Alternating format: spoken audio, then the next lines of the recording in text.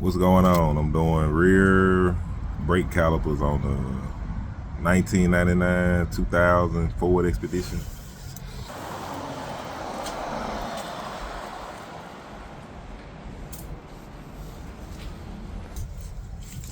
I call them the round bodies, big body, round body. So basically, once you get the wheel off, lug nuts, jack stand. So basically, when you come around, let me show you, because a lot of people do it different. A lot of people get like a special tool. I'm replacing the caliper anyway, so I don't have to get that full gap, because I'm finna take these in and I'm finna replace them and get new ones. So I don't have to get the full gap on this one.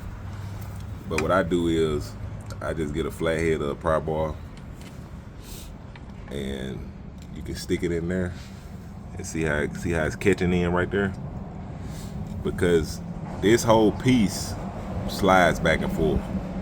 So this works for the front of the back. This whole piece slides back and forth, and then these bolts, these little bushings, they slide back and forth.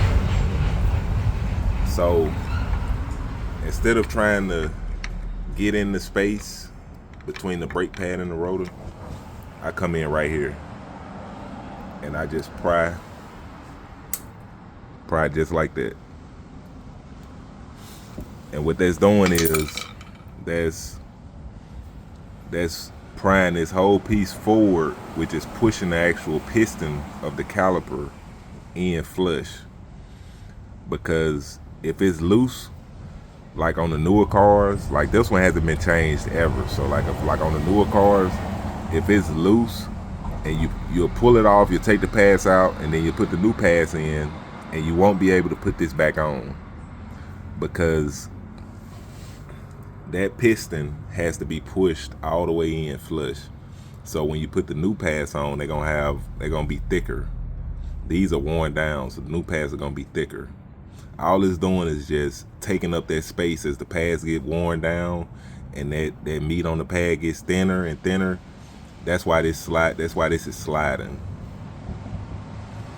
It's just taking up for that pad that's going missing as you're going down the road, and it's getting wear and tear on it. So this is how I do it. Stick that in there and pry. You're gonna slide this whole thing forward. It's gonna push that piston in, and then you better just easily take this off. Now I'm replacing the caliper, so I'm taking the brake line off.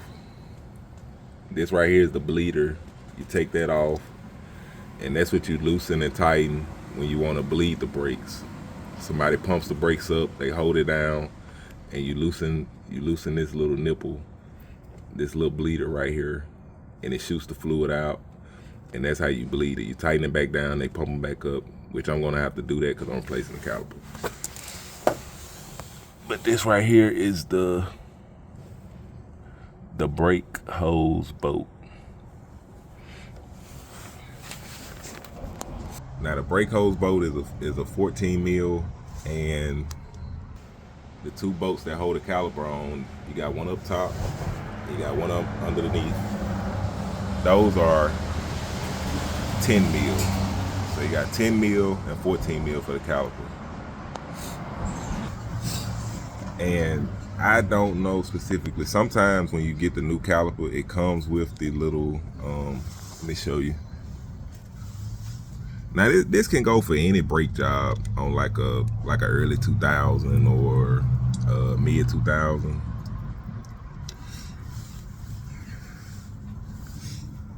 And when I say mid 2000, I'm talking about like 10, 11, 12, maybe like 2000 up until like 10, 11, 12. But that right there, it's a bushing on this side and it's a bushing on the other side. Crush washer. That little shiny part, copper washer. Sometimes New calipers come with those washers, so you can change them, and sometimes they don't. I don't know if these are gonna come with it or not.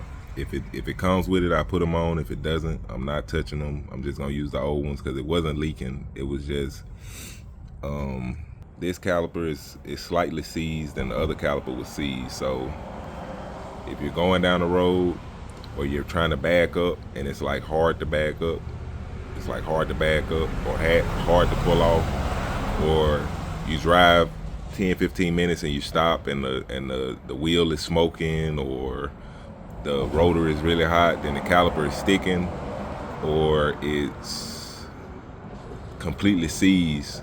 And when they become seized, as you're pressing the brakes, it's getting tighter and tighter and tighter, but it's not releasing. Because when you press the brakes, it's supposed to squeeze the rotor.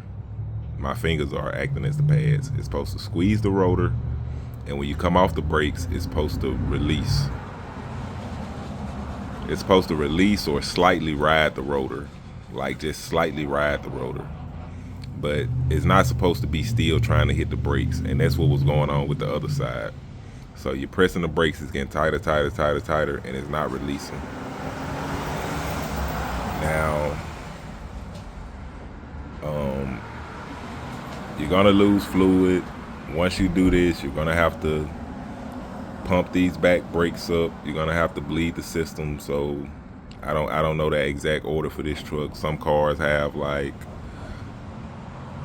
front left, front right, back left, back right. It's like an order that you're supposed to bleed them. I'm replacing these two, so I'm gonna bleed these two. I'm gonna bleed this side and bleed the other side, and it should level out. This is a 99, so this is different. Like if you got like a newer model, like a 12, 13, 14, 15, or newer, those are gonna have like the power ABS, etc. The ABS modules, ABS pumps. It's gonna be like a certain way that you gotta bleed the system, and you gotta turn the key on. So you gotta look up the proper procedure for your vehicle. You can't just use what I'm saying on this one as far as with the bleeding. This is a 99, so it's not as complicated as, let's say, a 2020. A 2020, you might have to turn the key on, let the ABS pump circulate, etc., and bleed the brakes with the key on. As far as this one, I'm gonna bleed it with the key off, and then some of them you might have to bleed with the engine on, and then some of them might self-bleed. I've heard of ones that self-bleed. It just depends on your system or however it works. I've heard of self-bleeding cooling systems. I've heard of self-bleeding brakes. Some you can put them in like a mold and it'll bleed the cooling system for you or whatever. But that's another video as far as bleeding the cooling system. This is just the brakes. So I do another video once I get the new rotors and I'm putting them on, and then I go back over the bolt sizes and how to grease the bolts, etc.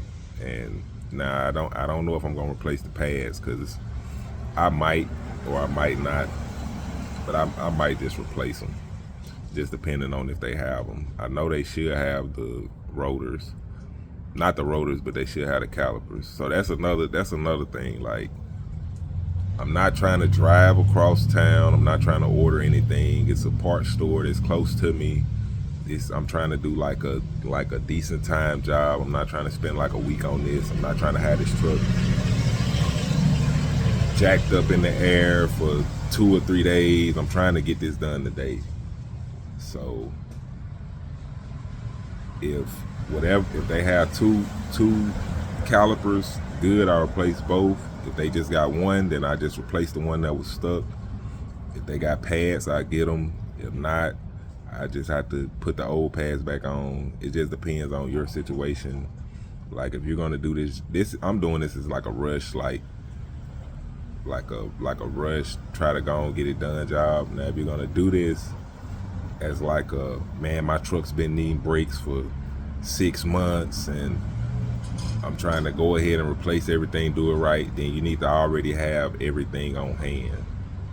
You need to already have a rotor, a caliper, pads, You need to have all this stuff already on hand, with the crush washers, with the grease, with brake fluid.